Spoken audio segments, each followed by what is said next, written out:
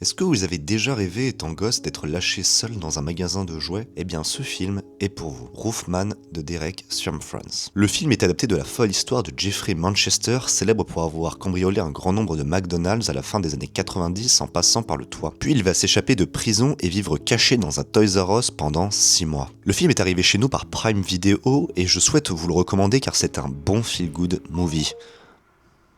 J'ai envie de crever. Pour moi, il s'agit d'un film qui arrive à toucher une corde difficile à atteindre entre la tendresse et une forme de simplicité que peut avoir ce type de film. C'est assez dur à dire. Comme l'amitié, la famille, la romance, même la bromance tout simplement.